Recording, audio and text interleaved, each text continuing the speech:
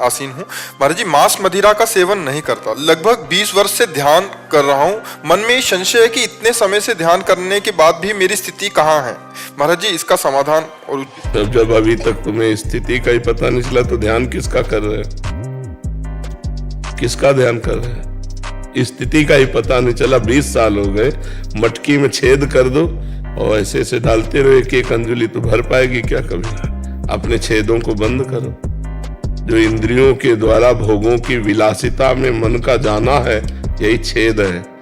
ध्यान का मतलब है अखंड ध्यान रहना, निरंतर ध्यान रहना। ध्यान का मतलब कुछ देर आंखें मूंद लेके बैठने को ध्यान नहीं कहते। ऐसा तो बगुला भी आंख मूंद करके खड़ा रहता है जल में मछली के ध्यान के लिए, मछली आई खा गया।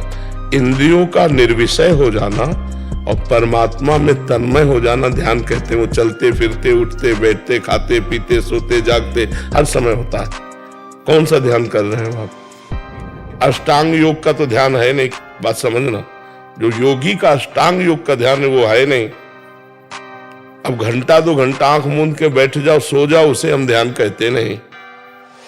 ध्यान का मतलब चित्त वृत्ति का परमात्मा में तन्मय होना। जागृत अवस्था में हमारी चित्त वृत्ति जैसे व्यक्ति वस्तु स्थान में जाती है, ऐसे केवल परमात्मा में स्थित रहे, उसे ध्यान कहते हैं। और अष्टांग योग का ध्यान तो मान लो प्राणायाम, प्रत्याहार, ध्यान, धारणा, समाधि, वो तो एक अलग है कि पद्मासन लगाकर बैठे हुए हैं और नासाग्र दृष्टि है और एकाग्र चित्त से परमात्मा का ध्यान कर रहे हैं कई घंटे लगातार, वो समाधि की तरफ जा रहे हैं। लेकिन आपका वो वाला ध्यान तो है नहीं, अष्टांग योग वाला। तो कौन सा ध्यान करते हैं आप? 1 घंटा ध्यान में लीन हो जाता हूँ, शरीर का सुध-बुध। भैया जब 1 मिनट ऐसा जिंदगी में कभी हो जाएगा ना तो ये प्रश्न नहीं रहेगा, क्योंकि तुम 1 घंटा करते हो, यहाँ पूरा जीवन उसी में दिए हैं। 1 मिनट देह भाव रहित हो जाओगे। देह भाव रहित नींद में हुआ जाता है, समझ रहे? देह भाव रहित तंद्रा में हुआ जाता है।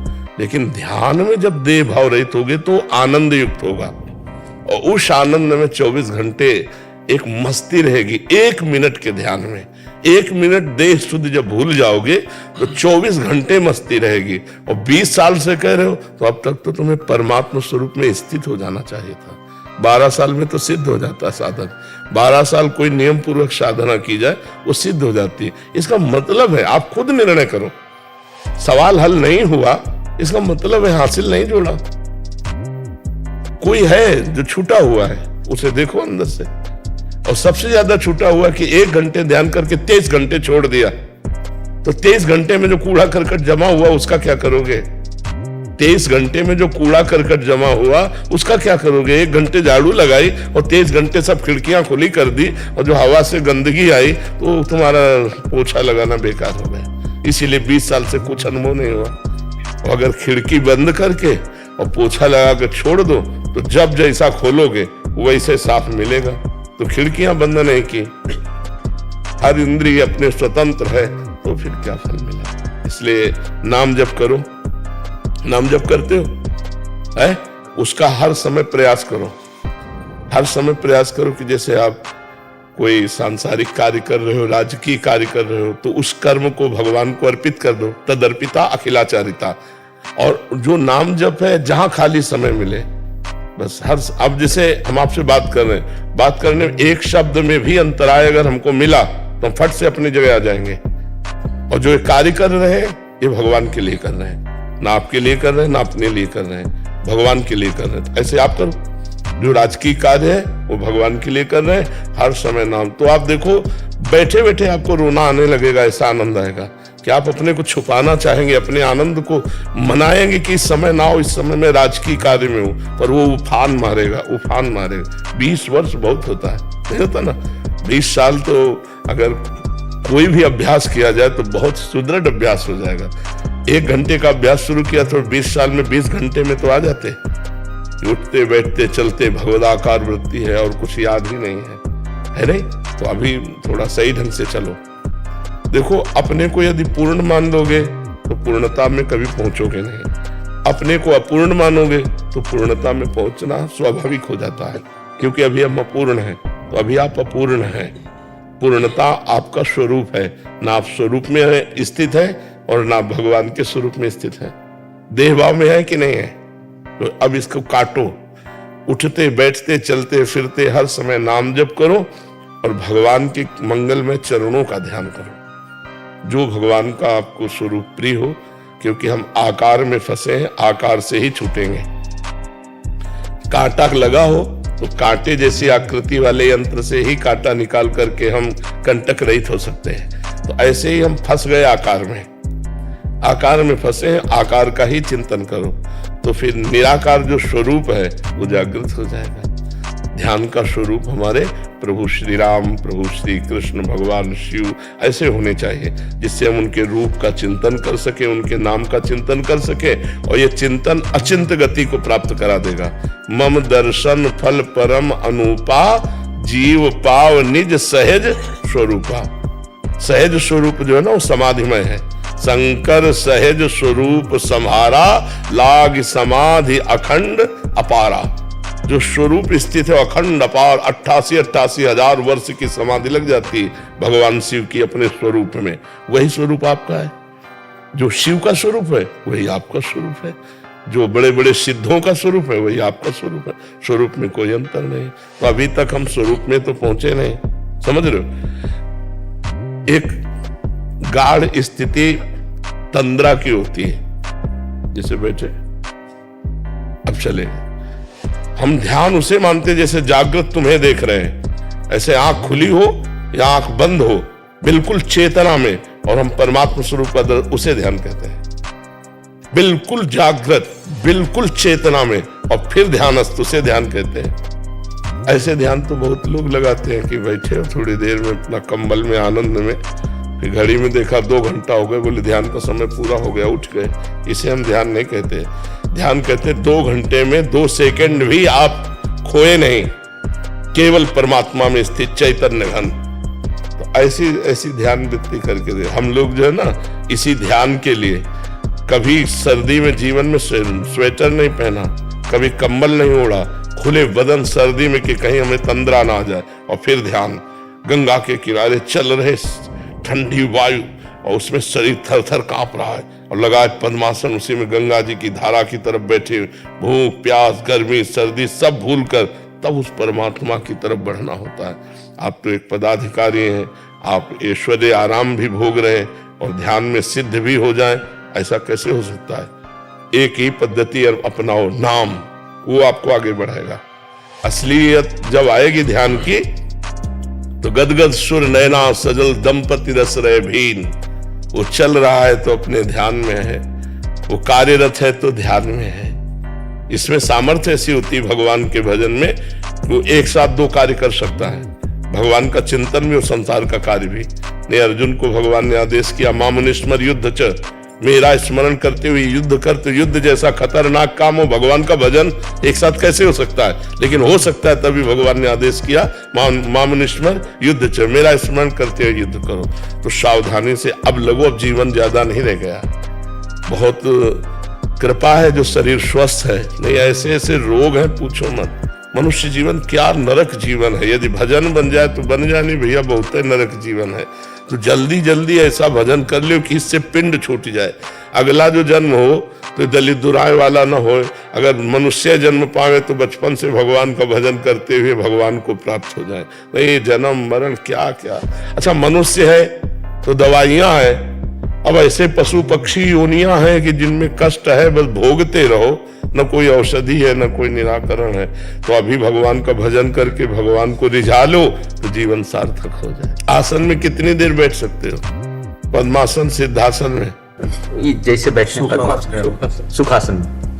सुखासन कभी बैठे हो? पद्मासन सिद्धासन में? हाँ अभी बैठ ऐसे ऐसे बैठो। जब हाँ जब ध्यान में बैठो पूरा 90 अंश का कोण, मेरुदंड सीधी, ऐसे बैठो और नासाग्र में दृष्टि करो, बंद नहीं करना है, नासाग्र में दृष्टि। न नींद न तद्रा न जागृत, तीनों अवस्थाओं से परे तुरी अवस्था की तरफ हमारी गति हुई, यहां बिल्कुल होना चाहिए। नासाग्र दृष्टि होनी चाहिए और यही ध्यान करो। इसी नासाग्र दृष्टि में परमात्मा के जिस रूप का, जिस नाम का और ऐसे खुली आंख अब अभ्यास करना, देखना, और थोड़ा ब्रह्मचर्य पर ध्यान दो। गृहस्थी का कार्य पूरा हो गया, परमात्मा का कार्य पूरा करो। श्री वृंदावन दास जी वंशीवट से। महाराज जी आपके चरणों में कोटि कोटि प्रणाम। श्री हरिवंश। महाराज जी राधा रानी मानसरोवर व वेलवन, वंशीवट, वांडीर वन, मोरवन धामों की परिक्रमा ब्रिजवासी व संतजन करते हैं। महाराज जी इन धामों की जो महिमा है, देखो संपूर्ण 84 कोस हमारे प्रियालाल का केल विलास भूमि है।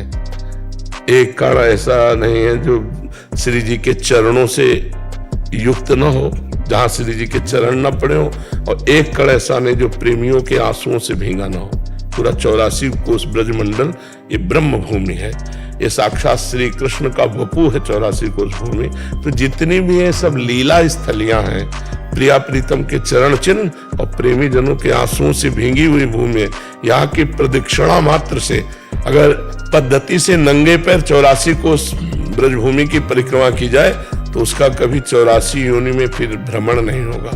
84 कोस भूमि के परिक्रमा मात्र से वो 84 लाख योनियों से, लेकिन गाड़ी में बैठ के नहीं, जूता पहन के नहीं, नंगे पैर और नियमानुसार अपने दाहिनी तरफ लघुशंका सोच नहीं, मौन व्रत धारण करते हुए, नाम जप करते हुए, भगवद आश्रित होती है, निरपराध वृत्ति से यदि एक परिक्रमा हो जाए 84 कोस की तो 84 लाख योनियों से बच जाएगा, उसे जाना नहीं पड़ेगा। हमारी प्रिया प्रीतम की केल भूमि है संपूर्ण 84 कोस भूमि। कोई न कोई लीला हमारे युगल सरकार किए है, वो उसी से सब परम पावन भूमि है जी। आरती जी मध्य प्रदेश से। राधे राधे।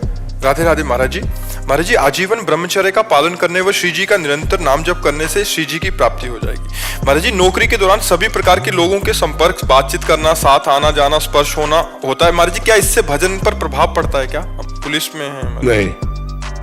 नहीं पड़ेगा। हम अपने भजन मार्ग में यदि दृढ़ हैं तो कोई हमें छुए, हमें प्रभाव, हम छुएंगे तो प्रभाव पड़ जाएगा। जैसे हम किस भाव से छू रहे हैं तो प्रभाव, हमें कोई दुनिया छुए कोई फर्क नहीं पड़ता। मान लो स्टेशन में जा रहे हैं या हम कहीं जा रहे हैं तो छू तो जाए, ऐसा कोई थोड़ी कि मान लो हम अलग बैठे हैं यहाँ तुम छूते ही नहीं, कहीं ना कहीं छू ही जाते हैं, तो उससे भजन पे प्रभाव नहीं। हम किस भाव से छुएंगे बस इस पर पड़ेगा। आपको छुएंगे तो बचाने के लिए छुएंगे, आपका मंगल करने के लिए, आपका कल्याण करने के लिए, आपको बुरा करने के लिए नहीं।